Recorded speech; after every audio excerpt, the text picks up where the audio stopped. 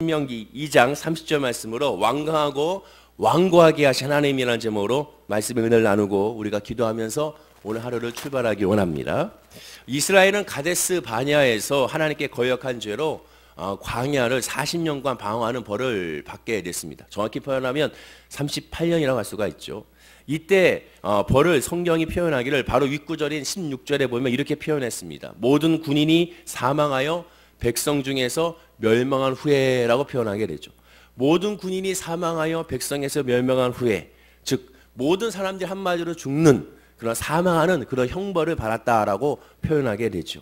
그럼 이렇게 된 이유가 무엇이냐? 이스라엘 백성들이 가데스 바냐에서 아무리 가나안 족속들이 강대해 보여도 그것과 비교할 수 없이 크신 하나님을 보지 못한 죄가 바로 그들에게 있었습니다. 하나님의 말씀을 묵상했고 하나님의 또한 인도함을 받았으며 하나님의 역사하심에 큰 기적을 경험했지만 그러나 눈에 보이는 그런 환경에 말미암아 그것으로 말미암아 하나님 앞에 신앙을 잃어버린 것을 우리가 보게 되는 거죠. 스스로를 메뚜기처럼 작게 여겼고 가나안에 들어가기를 거부했던 그 세대는 결국 광야에서 멸망한 것을, 광야에서 죽은 것을 우리가 확인할 수가 있었던 겁니다.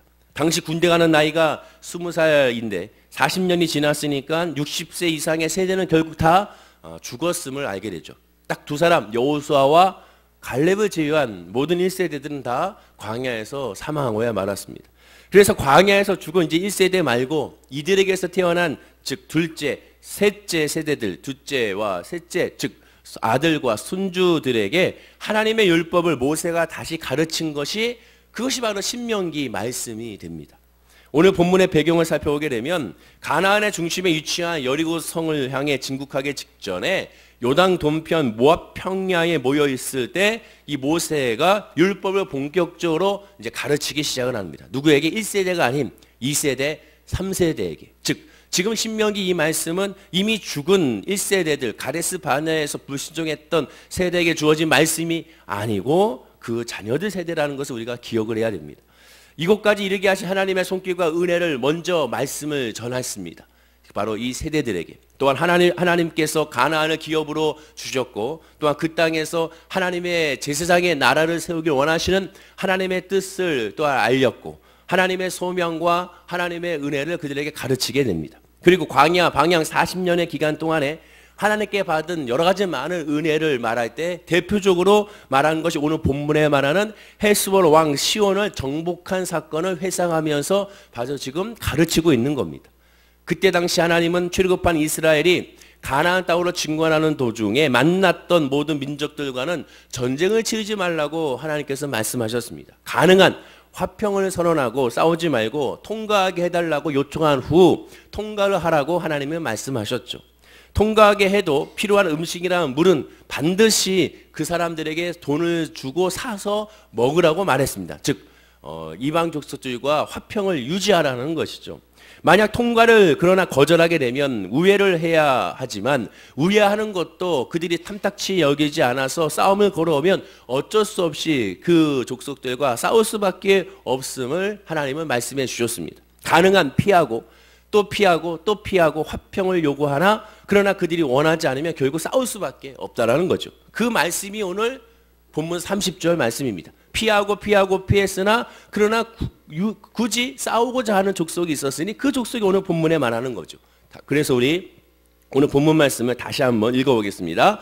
자, 시작. 헤스본 왕 시온이 우리가 통과하기를 허락하지 아니하였으니 이는 내 하나님 여호와께서 그를 내 손에 넘기시려고 그의 성품을 완강하게 하셨고 그의 마음을 완고하게 하셨음이 오늘날과 같으니라. 자, 그런데 헤스본 왕 시온은 다른 족속의 왕들과는 다르게 이스라엘을 통과하지 못하게 했습니다. 거절하게 내죠. 허락하지 않았습니다. 자, 그런데 여기까지 우리가 그냥 이해할 수는 있습니다. 그럴 수도 있겠다 생각에 들게 되죠. 자기네 땅에 그냥 들어오는 것에 대해서 허락지 않은 것에 대해서 이해할 수는 있습니다. 그런데 뒤에 있는 말씀의 선뜻 이해하기가 쉽지가 않죠. 바로 그의 성품을 완강하게 하셨고 그의 마음을 완고하게 하셨음이 오늘날과 같으리라 라는 말씀 때문에 이 말씀을 더 이상 한 번 더 묵상할 수밖에 없게 되는 겁니다. 여호와께서 헤스본 왕 시온의 성품을 완강하게 하셨다, 고집 세게 하셨다, 허락지 아니하셨다라는 뜻이 이 안에 담겨져 있는 거죠. 그럼 무슨 뜻이 됩니까? 여호와께서 헤스본왕 시온의 성품을 완강하게 하지 않았으면, 완고하게 하지 않으셨으면 전쟁을 치르지 않아도 된다는 뜻이 이 안에 또한 담겨져 있게 되는 거죠. 하나님께서 그의 마음을 완고하게 하셨기 때문에, 완강하게 하셨기 때문에, 즉 허락지 않았기 때문에 전쟁이 일어났다는 겁니다. 아무리 하나님이 승리를 이끄는 전쟁이라 하더라도 전쟁이 일어나면 피해를 입을 수밖에 없죠. 즉 누군가는 죽어야 되고 누군가는 다칠 수밖에 없는 모습이죠. 그리고 그 누군가가 죽었을 때 그 죽은 그 사람이 우리 아버지고 우리 할아버지면 그거에 대한 또 상처는 클 수밖에 없는 겁니다. 그래서 하나님이 그냥 통과하도록 허락하게끔 했다면 서로에게 유익이 되지 않겠습니까? 왜 굳이 하나님께서 헤스본 왕에게 마음을 완고하게 하셔서 굳이 왜 싸움이 나게 하셨는지 이해할 수가 없음을 우리가 알게 되는 거죠. 그런데 이와 같은 표현이 성경에 심상치 않게 등장하는 것을 보게 됩니다. 즉 출애굽 시에 애굽 바로에 대한 표현도 바로의 마음을 뭐 하셨다고요? 완고하게 하셨으므로, 완강하게 하셨으므로 라고 표현하게 되죠. 10가지 재앙이 일어난 것이 그의 마음이 완고했기 때문에, 완강했기 때문이라고 성경은 분명하게 표현하게 됩니다. 신약에서는 가련 유다를 예수님이 배반할 줄 알면서도 제자로 택했다고 성경은 말하죠. 배반할 줄 알면서 예수님은 가룟 유다를 제자로 택했습니다. 만약에 유다를 제자로 받아들이지 않았다면 이런 일은 일어나지 않았을 것이라고 생각할 수가 우리가 있게 되죠. 만약에 제자를 유다 아닌 다른 사람을 받아들였다면 그 지경까지는 이르지 않았을까라는 생각을 우리는 하게 됩니다. 그러나 성경이 이러한 식의 표현이 종종 나타나는 것은 무엇보다 지금 성경을 읽고 있는 사람이, 독자가 누구인지를 파악해야 됩니다. 성경 66권은 사실상 불신자들에게 주어지는 말씀이 아니라 하나님을 알고 하나님 믿는 사람들에게 주어진 말씀이 사실상 성경입니다. 이미 성경 말씀 그 자체는 믿음을 바탕으로 주어진 말씀이라는 거죠. 또한 무엇보다 이스라엘은 범사를 하나님 중심으로 사고하고 판단하는 데 익숙했던 사람입니다. 즉 이미 하나님의 역사하심, 하나님의 인도하심, 하나님의 절대적인 주권을 인정하고 그리고 이 성경 말씀을 묵상하며 성경 말씀을 읽었다는 거죠. 모든 일을 하나님이 다 섭리하시고 통치하신다는 그런 기본적인 바탕으로 신앙생활하는 사람들이 유대인이었고, 우리 성경을 바라보는 믿음의 사람도 마찬가지인 것을 보게 되죠. 애굽의 바로나 헤스본의 시온이 자기의 생각에 따라서 이스라엘을 대적하긴 했지만 궁극적으로 그렇게 하신 것도 결국 하나님의 섭리였다라는 것이 바로 이스라엘 백성들의 믿음의 모습이었던 것입니다. 정말로 하나님의 범사를 통치한다고 철저히 믿는다면 사실 이러한 표현은 당연한 것이죠.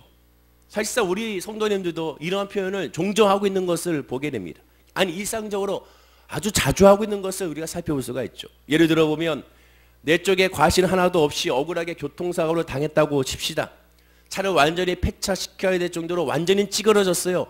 그런데 나는 아무것도 다치지 않았습니다. 차는 완전히 반파가 되고 찌그러져서 에어법도 다 터지고 난리가 났지만 나는 타박상 하나 입지 않게 됩니다. 그러면 경찰에게 이 조서를 작성할 때는 어떻게 작성하겠습니까?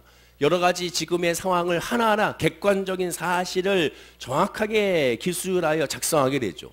그러나 교회에서 성도님들을 만나거나 목사님을 만났을 때는 뭐라고 얘기합니까?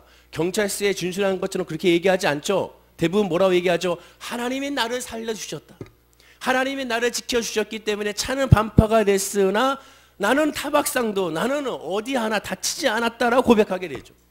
하나님에게 고백하고 성도에게 고백하고 주의 종에 고백했던 그런 하나님이 나를 살려주셨다는 고백을 만약에 경찰서에 조서에다가 씁니까? 그렇게 쓰는 사람은 없죠. 하나님이 나를 지켜주셔서 경찰서 조서에다가 이렇게 반파가 냈으나 내가 하나도 다치지 않았습니다. 이렇게 쓴 사람은 없습니다. 거기에 쓸 때는 가장 객관적으로 불신자들이 알 수 있는 그런 방향으로 우리가 상식적에서 쓰게 되죠. 그러나 교회에서는 그렇게 말하지 않습니다. 하나님이 하셨다고 말하죠. 마찬가지입니다. 지금 본문에 있는 이 말씀의 구절도 마찬가지라는 거죠. 거기 안에 생략되어 있는 겁니다. 뭐가? 하나님의 믿음의 고백이 생략된 채 하나님이 그들의 마음을 완고하게 하셨다, 완강하셨다고 말하게 되는 거죠. 차가 반파가 돼서 보험금을 타게 됩니다. 그 보험금이 예전에는 자동차 보험금만 탔지만 이제는 다른 보험도 들다 보니까 여기서도 보험금을 타게 되고 저기서도 보험금을 타게 되는 것이죠. 그러다 보니까 생각보다 많은 액수의 보험금을 타게 되고 그로 인해서 차를 한 대 더 살 수 있는 그러한 지경까지 이르게 된다면 자연스럽게 전화위복이 됐다고 말을 하게 되는 거죠. 처음에는 사고 난 직후에 깜짝 놀랐을 것입니다. 차도 망가져서 속상했을 것입니다. 어쩌면 하나님을 원망할 수도 있습니다. 그러나 보상금을 다 받고 난 후에 하나님의 내 사정을 미리 다 아셔서 또한 차도 바꿔주시고 또한 남은 돈으로 이 문제 저 문제 또 급한 것도 처리하게 해주셨으니 감사하다고 말할 수가 있게 되고 심지어 찬양할 수도 있게 되는 것이죠. 신약교회 다닐 때 같은 동기분이 이런 비슷한 간증을 했던 기억이 납니다. 학비가 없어서 퀵 서비스 오토바이 배달을 하셨던 분인데 이 박종배 목사님이라는 분인데요. 그분이 퀵 서비스를 배달하다 보니까 이상하게 자꾸 접촉 사고가 많이 나는 거예요. 나는 가만히 있는데 와서 다 들이박는 겁니다. 근데 다행히 감사하게도 그렇게 다치지는 않으셨어요. 그렇게 아프지는 않았습니다. 그러나 그렇게 한번 사고 날 때마다 보상금을 조금씩 받다 보니까 그것으로 학비를 낼 수가 있었다라는 말을 한 적이 있습니다. 하나님이 내가 학비를 낼 수 없으니까 이런 방법으로도 동원하셔서 나에게 학비를 내게 하신 것이 아닌가, 이것 또한 은혜다라고 그분이 고백을 했습니다. 그래서 그 얘기를 듣고 나서 제가 동기니까 얘기했죠. 그래도 늘 조심하셔야 됩니다. 아무리 하나님의 은혜가 있어도 하나님이 꼭 그런 식으로 역사하지 않은 것 같아요. 그러니까 늘 조심하셔야 됩니다라고 말했던 기억이 납니다. 그렇습니다. 사람이 바라보는, 믿음으로 바라보는 입장에서는 모든 것이 진짜 합력하여 성을 이루는 것이죠. 성도는 범사를 하나님이 주관하심을 믿습니다. 전적으로 상대 과실로 그런 교통사고가 난 것은 하나님이 오늘 본문의 시온왕을 완강하게 해서 이스라엘을 대적하게 만든 것과 같다고 여길 수가 있는 겁니다. 보험 배상금으로 여러 가지 다른 상황을 해결하고 차도 새로 산 것은 이스라엘로 하여금 헤스본을 완벽하게 승리하시게 하신 것과 같다고 할 수가 있습니다. 결국 모든 것이 은혜입니다라는 것과 본문의 고백은 다르지 않는다는 거죠. 믿음 안에 있으면 이러한 믿음의 고백이 나올 수밖에 없는 겁니다. 신약에서도 마찬가지죠.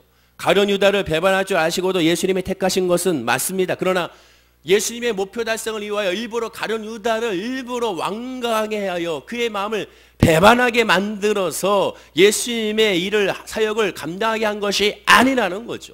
그래서 혹자는 가룟 유다로 예수님의 사역에 동참했으니 가룟 유다로 천국에 가지 않았냐 이렇게 말하는 분들이 있긴 하지만 그렇지가 않습니다. 결국 그것을 선택하는 것은 누구에게 있느냐? 주님이 선택한 것이 아니라 그의 마음, 그 자신이 선택한 그런 자유의지로 말미암은 모습이기 때문에 그렇습니다. 그리고 그에 따른 결과라는 거죠. 즉 내 쪽에서는 아무 잘못이 없는데도 사고가 난 것은 결국 하나님의 잘못이 아니고 내 잘못이 아니라 음주운전한 상대방의 잘못이라는 겁니다. 가룟유다도 마찬가지입니다. 은 30냥에 결국 예수님을 팔아 넘긴 것도 자기의 선택으로 말미암은, 자기 결정으로 말미암은 모습이고, 예수님은 유다에게 그렇게 선택하지 말라고 4번에 걸쳐서 그에게 기회를 주고 또 기회를 주고 또 기회를 줬던 것을 우리는 확인할 수가 있게 되는 거죠. 마찬가지로 헤스본 왕 시온도 애굽의 바로도 이스라엘을 통해 현실적 이익을 탐낸 것이 자기의 패배의 원인이자 책임의 전부입니다. 애굽의 왕 바로를 보십시오. 바로는 어땠습니까? 10번의 기회를 주지 않았습니까? 10번의 재앙을 통하여 그에게 기회를 주고 또 기회를 주고 기회를 주고 또 기회를 줬어. 아니, 재앙이 있기 전에 아예 아주 좋은 말로 우리의 이스라엘 백성들을, 하나님의 백성들을 보내달라고 요청하지 않았습니까? 그러나 그의 마음이 스스로가 결단하지 못하고 완고했기 때문에 그 말에 순종하지 못했던 겁니다. 인간은 각자의 자기 죄값으로 영원한 심판과 이 땅에서의 형벌을 받게 되어 있습니다. 결국 하나님의 탓이 아니고 다른 사람의 탓이 아니라 결국 나로 말미암은 것이라는 거죠. 고린도후서 5장 10절에 이는 우리가 다 반드시 그리스도 심판대 앞에 나타나게 되어 각각 선악간에 그 몸으로 행한 것을 따라 받으려 함이라고 말합니다. 모두가 다 심판대 앞에 서는데, 심판대에 섰을 때 다른 사람의 죄로 말미암아 심판대에 서는 것이 아니라 나의 죄로 말미암아 심판대에 쓴다고 분명히 말씀하고 있습니다. 에덴 동산에서도 마찬가지죠. 하나님은 에덴 동산에서 인간의 자유의지를 주셨습니다. 그와 동시에 하나님은 에덴 동산에서 사탄의 활동도 허락하셨습니다. 뱀의, 사탄으로 말미암은 그 뱀의 유혹도 허락하셨다는 것이죠. 왜? 하나님은 인간에게 자유의지를 통하여 신령과 진정으로 여호와 하나님을 사랑하고 예비하기를 원하셨던 거죠. 인간을 로봇과 같이, 기계와 같이, 또한 동물과 같이 본능적으로 살아가는 존재가 아닌 이성과 결단과 자유의지로 말미암아 하나님을 선택할 수 있는, 하나님을 바라보게 할 수 있는 인간의 본능에 충실하는 것이 아니라 본능을 이기는 영으로 하나님을 바라보고 예비하고 하나님의 은혜로, 즉 여호와 하나님으로 만족함을 누릴 수 있는 존재가, 유일한 존재가 인간임을 하나님은 창조하셨음을 우리가 알 수가 있게 되는 겁니다. 순전히 인간의 자발적인 선택과 순종에 맡긴 거죠. 거기에 아담과 하와는 실패한 거죠. 바로는 실패한 겁니다. 이 왕도 실패한 겁니다. 그리고 모든 사람들도 거기에 실패함으로 말미암아 구원에 이르는 하나님의 은혜를 체험하지 못하게 되는 겁니다. 오늘 본문에서 시온 왕도 거짓 때와 다름없는 200만이나 되는 이스라엘 족속의 자기 땅을 밟는 것이 너무나도 싫었던 겁니다. 아니 어쩌면 그들이 가지고 있었던 애굽에서 가지고 온 수많은 금은보화와 재산들과 가축들이 탐낼 수도 있었겠죠. 그들의 금은보화를 갖고 싶을 수 있을지도 모르겠습니다. 또한 그들은 이스라엘 백성이고 일반적인 백성이고 군인들이 아니기 때문에 쉽게 그들을 제압할 수 있다는 그러한 마음의 욕심이 생길지도 모르겠습니다. 결국 헤스본은 스스로 자기 죄로 망했고 그 책임을 어느 누구에도 전가하지 못하게 됩니다. 왜? 하나님은 저와 여러분을 절대로 짐승이나 기계 취급을 하지 않기 때문에 그렇습니다. 때때로 우리가 잘못된 선택을 할 수가 있습니다. 잘못된 방향으로 갈 수가 있습니다. 그러나 너무나 감사한 것은 잘못된 선택에 있어도 잘못된 모습이 있어도 그 순간에도 주님을 바라보고 주님을 의지하면 죄악 가운데도 주님을 의지하고 형벌 가운데도 주님을 의지하고 그래도 하나님께 감사로 나가게 되면 그 죄악의 형벌로 끝나는 것이 아니라 합력하여 선을 이루어 우리에게 좋은 것으로 바꿔주시는 것을 우리가 발견하게 됩니다. 그 역사가 바로 성경의 이스라엘 백성들의 역사죠. 잘못된 길을 갔으나 하나님 앞에 징계를 받았으나 그것이 징계로 끝나는 것이 아니라 그것으로 말미암아 바꾸셔서 놀라운 하나님의 은혜의 섭리로서 오늘날의 이스라엘 백성들로 만드신 것을 보게 되고 그들의 자손으로 말미암아 예수 그리스도를 태어나게 하신 것을 우리가 발견하게 됩니다. 예수님의 족보에 보십시오. 거기에 어느 누가 당당한 사람이 어느 누가 있겠습니까? 하나님 앞에 사람들 앞에 선하고 착한 사람이 몇 명이나 있겠습니까? 대부분 예수님의 족보에 나온 사람들은 하나님을 믿는다면서도 하나님을 떠났던 사람이고 하나님을 사랑한다면서도 세상을 쫓았던 사람이며 심지어 이방 사람이고 우상을 쫓은 사람들이 거기에 기록되어 있는 것을 보게 됩니다. 어느 누구도 주의 은혜가 아니면 담대하게 주의 은혜가 아니면 담당하게 하나님 앞에 설 수 없는 사람들만 모여있는 것이 예수님의 족보이고 사실상 저 여러분의 모습이라는 것을 우리가 알 수가 있어야 된다는 거죠. 물론 성도라고 해도 이런 은혜는 다 누리지 못합니다. 지금 이스라엘 백성들이 1세대들이 실패하지 않았습니까?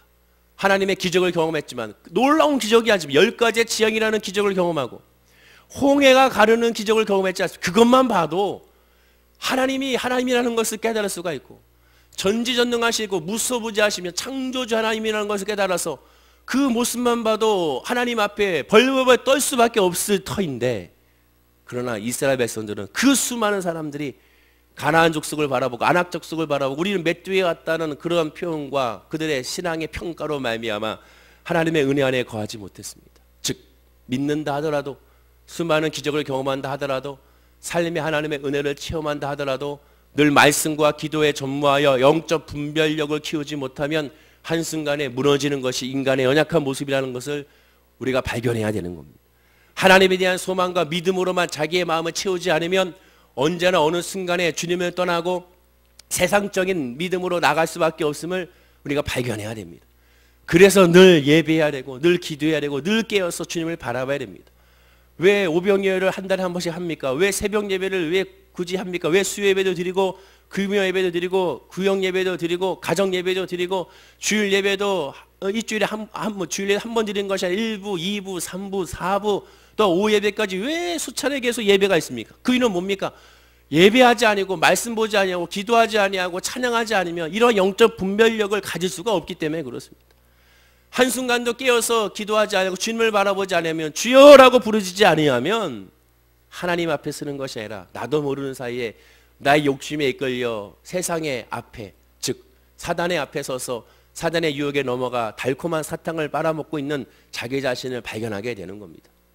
그것이 바로 우리들의 모습이죠. 마치 늑대를 잡을 때 칼에다가 피를 묻혀놓으면 그 피 맛을 느끼려고 먹다가 칼에 자기의 혀가 베이는 것도 모르고 그냥 까맣게 모르고 그것을 먹다가 피 흘려 죽어가는 늑대의 모습과 같이 어쩌면 우리가 세상적인 달콤함에 휩싸여서 그것을 낼름낼름 먹다 보면 자기의 영이 죽어가는 것을 깨닫지 못하는 그런 안타까움이 있게 되는 겁니다. 예수 안에서 정말 주님을 바라보는 것이 바로 예배고 기도입니다. 그런 의미에서 이 새벽에 나와 예배한 여러분들 이미 승리한 것이고 하나님의 은혜의 소망 안에 있음을 우리가 발견해야 됩니다. 그리고 이 자리에 와서 예배하는 그 자체가 놀라운 은혜와 축복인 것을 여러분은 감격해야 되는 겁니다. 그리고 그냥 왔으면 그냥 하지 마시고 기도하고 가시고 아버지 하나님, 오늘 주어진 이 말씀이 나의 말씀이 되게 하여 주시사 이 고백이 나의 고백이 되게 하시고 나에게도 하나님의 큰 은혜와 섭리로 기뻐하게 달라고 기도하는 그 간절함이 저와 여러분에게 있을 때 하나님은 30배, 60배로 큰 은혜와 큰 복으로 저와 여러분에게 부어주게 될 줄로 믿습니다. 자기의 중심에 오직 하나님만 모셔야 되고 범사를 오직 하나님 중심으로 판단하게 된다면 범사에 하나님의 은혜가 아닌 것이 없음을 발견하게 되고 누리게 됩니다. 이것도 은혜구나, 저것도 은혜구나, 늘 입술에서 은혜입니다 라는 고백이 그냥 종교적인 그런 수사로 끝나는 것이 아니라 진짜 내 영 가운데 은혜입니다 라는 고백이 나오게 되고 정말 은혜입니다 라는 그 고백이 모든 삶 가운데서 퍼져나가서 그 은혜가 내일 모레에도 임할 것을 기대하기 때문에 하루하루가 감사의 날이 됨을 우리가 발견하게 되는 겁니다. 믿음의 눈으로 바라보게 되면 은혜입니다. 세상의 눈으로 바라보고 육신의 눈으로 바라보면 이럴 수 있습니까? 라가 됩니다.